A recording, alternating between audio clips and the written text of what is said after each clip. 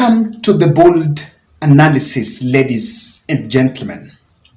There is a very ridiculous countdown being done by some good Kenyans who have been following political developments in the country.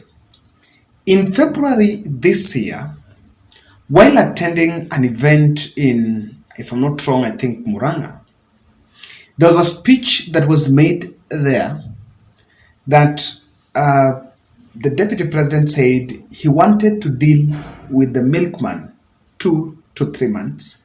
That was 23rd of February. So by 23rd of May, the 3 months is going to lapse.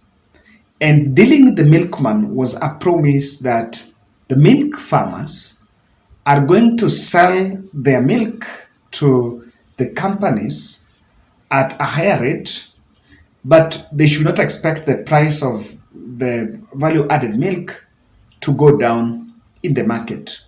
That has been the rationale, or rather that has been the reasoning behind those planning, or rather those threatening to dismantle the cartels at the benefit of the farmers. And this was a very heated topic when the DP hit out at those he believes supported Uhuru Kenyatta. To prepare the next generation, and that's what we shall do. So I want to encourage all of you. So nyinyi watu ya media mwende muandike hiyo nimesema, hakuna pahali mtatupeleka, mlijaribu kutupiga, mkiwa na system, mkiwa na deep state, mkiwa na Azimio, na Gideon Moi, tukapiga nyinyi 9-0. Hata hapo mbele tutamulima the same. Na sisi tuogope nyinyi. Kama hatu kuogopa Uhuru na system na deep state, watu ya magazeti tutaogopa nyinyi. Your opinion is not necessary, and we don't bother about it because we know who is you. Kama sasa magazeti ya kahawa na majani chai na maziwa. Kwanza mtu ya maziwa ndio nalipa hiyo hata ya magazeti. Si mnajua cartel ile mtu ya maziwa? Si mnamjua? Na ni mimi na hawa hii watu wanaipa pesa ya maziwa. In another 3 months mtaanza kuuza maziwa mzuri. Hiyo cartel tumesema tunajua ni wapi. Hawa ndio wenye kulipa hiyo watu ya magazeti. They try to demoralize me so that I get distracted from fighting coffee, tea and milk cartels. My eye is on the ball. I am focused. Let it be noted that I want us to put this to a context. Between February to the said 23rd May, a lot of things have happened. I want you to look at this photo. This is a photo of Uhuru Kenyatta's sister meeting President William Ruto in State House when he led a delegation of, is it National Fund, Trustees Fund? There is a fund that helps people living with disability. So she's a member of that board. So she led the board members in meeting President William Ruto in State House. The photos were circulated strategically and they were really magnified even in the media to send a message. And because I believe that if that meeting was to be held, and this could be held still without her taking that appearance, but they were likely shared to show something, and what William Ruto wanted to achieve is that I don't want to continue begrudging the Kenyatta family. Apart from that, Aden Duale also recently revealed in a Spice FM interview, there is another high-profile delegation that met representatives from Uhuru Kenyatta's family, from Kenyatta Family, and Kenyatta Family asked that let them be left alone and they should not be bothered in terms of what exactly is going on. Remember even Mama Ngina coming out to respond amidst the tax question. So the Northland City raid that was, I still believe to date, was organized by politicians from the region, attracted some disdain from President Ruto, and he dressed down the leaders. It is believed he dressed down the leaders who are behind it. What am I showing you by those examples? What I'm simply saying here is there is a high likelihood that William Ruto is non-committal on begrudging Kenyatta family. And in any case someone will be carrying it moving forward, you realize that there is only one faction around it. Now, during the death, the burial, I think there is a ceremony, there is some sermon that was held for the in the wake of death of Dedan Kimathi's widow. There is another debate that started and regarding talking about the land question. Historia ya Maumau inajulikana. Hao watu wetu wa Maumau waliingia msituni wa Aberdare na Mount Kenya kupigana na Muingereza ambaye alikuwa amechukua mashamba na kunyang'anya sisi uhuru wetu. Na hata kama tulipata uhuru, mambo ya mashamba ilienda kombo. Na hii debate tutaianza kuongea juu yake, kwa sababu hii kifo cha mama ni chanzo mzuri ya sisi kuanza hiyo mjadala. Tuulizane, mashamba ilikuwa imetengwa ya Maumau ilienda wapi? Ilichukuliwa na nani na kwa nini? Na ni haki gani wale walichukua wachukue na wale ambaye walipigana wakose? Kwa hivyo hii ni mambo tutakuwa tukijadiliana tukienda mbele. I listened to that clip and it is about a debate.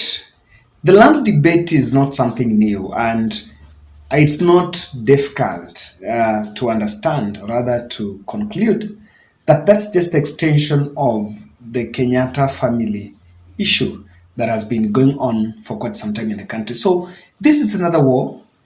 23rd May countdown is on the Milkman, on the issues of tea, coffee, and all that.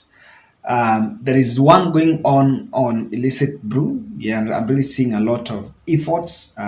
It's really trying to consolidate power and shareholders around the issue. Probably it's going to be another flop, according to me. And I recently got a clip from a young man from the mountain who, he was speaking. I tried to get some translation on it, and so I wanted to get. He's simply trying to break it down in terms of what is the potential of the land question. Niĩ ndeto ici Rigathi na Waicũng'wa na maratinda makĩarĩria cia mĩgũnda niĩ ta makaitirangenia, tondũ okorwo he mũndũ ũbatiĩ gũkorwo akirĩte ndeto cia mĩgũnda ikĩario ta maka nĩ Mũgĩkũyũ, na inyuĩ Agĩkũyũ mũrarĩrĩrio mĩcemanio-inĩ maũndũ ma mĩgũnda mũgakenererũka mũkarũga na ndũhio ta maka cia Wamarirũ nĩ irerirũka tondu okorwo he mundu bati gukorwo akirite maundu ma migunda makiario ni ithuĩ twaragia rugendo itu turaria ithuĩ ni ithuĩ twĩ kũrĩa coast. Mũgĩkũyũ niwe wĩ kũrĩa Western Trans Nzoia niwe ũrĩmaga mbembe. Mũgĩkũyũ niwe wĩ kũrĩa Rift Valley eragwo mĩgũnda nĩ kũiyaire. Mũgĩkũyũ niwe wĩ Kajiado, Mũgĩkũyũ niwe wĩ kũrĩa Narok, na Mũgĩkũyũ niwe wĩ kũrĩa Laikipia. Maundu ma mĩgũnda makiario ni Waicũng'wa na ũrĩa matiramenya ni kwĩkĩra mũreĩkĩra kĩana ngingo. Na mĩgũnda rĩrĩa gatua gwĩtanio tondũ no ikinya handũ wĩtanio tondũ nĩguo andũ marenda. Wigathi Gachagua ni ũkwenda ũtwĩre andũ a Laikipia ũkamatwara kũ metio mĩgũnda ene, andũ a Rift Valley ũkamatwara kũ, andũ a kũrĩa Narok na Kajiado mũkamatwara kũ metio mĩgũnda ene, tondũ ithuĩ Mũgĩkũyũ oĩkaine nĩ mũici wa mĩgũnda. Now, someone posed a question to me.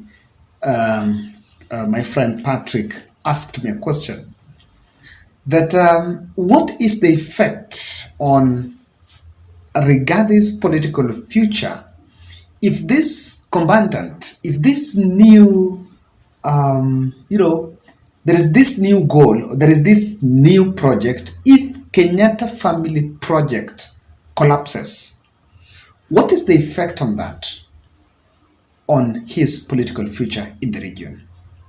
Remember, William Ruto is non-committal on fighting, or rather the chaos with Kenyatta Family, and that is why he cleverly pushed the coffee, tea and milk chaos to Rigathi Gachagwa's office when he made the announcement in January during the cabinet retreat in Nanyuki that the DP will be in charge of it, and the DP took it. Even the illicit brew has been pushed in his office, and then it's been customized to Mount Kenya thing. So William Ruto is a power dealer and is non-committal in it. So the question here is, what is the end game?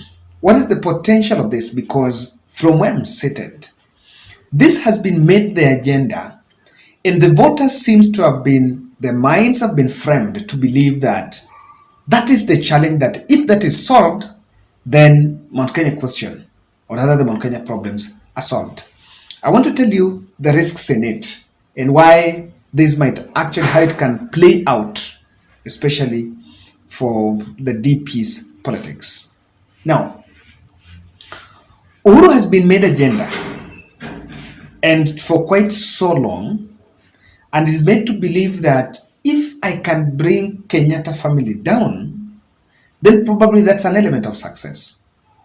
So if that Uhuru agenda collapses, then in the eye of a Mount Kenya voter who voted under the guise of I'm sending Uhuru home because Uhuru did not do well for the region, that person will be a very disappointed voter after 5 years. And by extension, the UDA regime interpretation of their success will then really be dented, because to some quarters it will be a failed regime simply because what was presented as a problem to be solved has actually not been solved.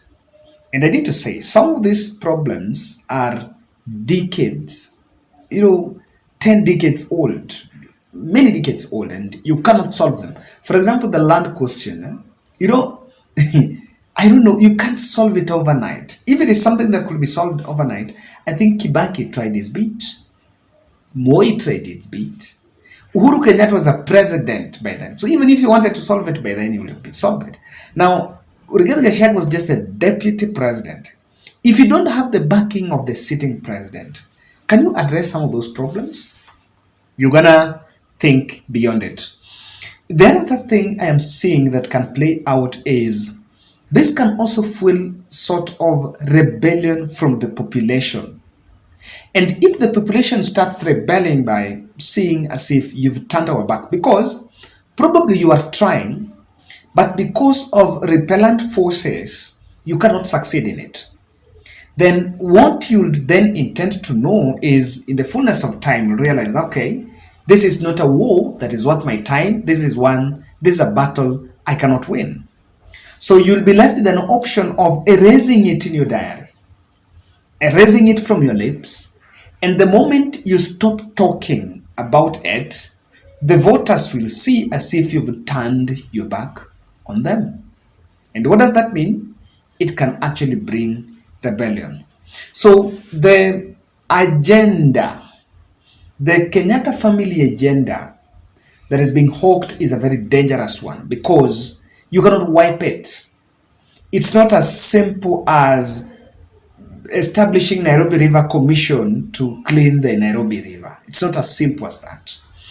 The other thing is, I think we are going to revive Uhuru's political clout, because when you fail, if you promise to fight me and you fail, then what that means, it confirms that I am immovable. I'm a very powerful person. So with the time, you never know. Some other people start saying that you said you'll do this, but you realize you cannot.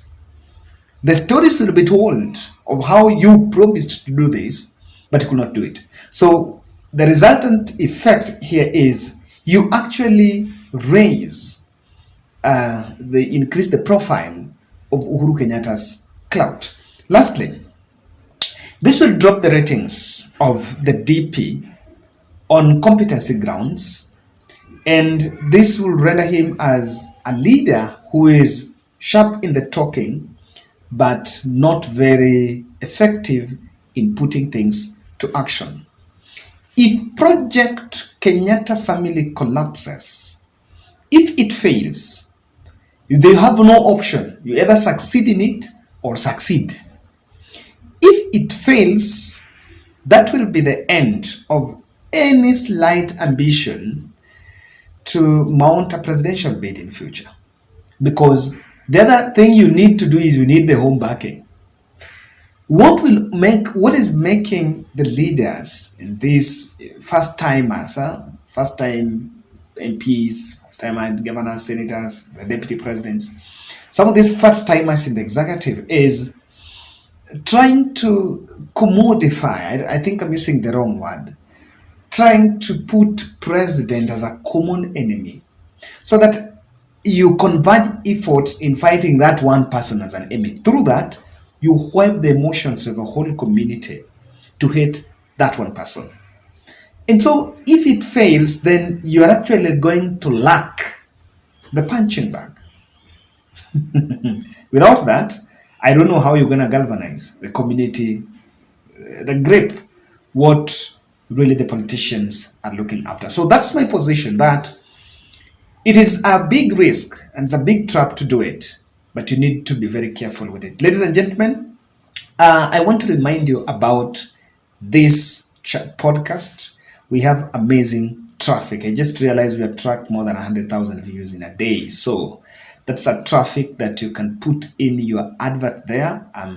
You can share. That's where the contacts and the screen. So reach out to us. We can converse on affordable rates so that we also give you a brand visibility. What are you selling? You can advertise here and make sure that we reach a wider audience. As the ball grows, also your business needs to grow. Santeni, and I'm waiting for really your feedback on that.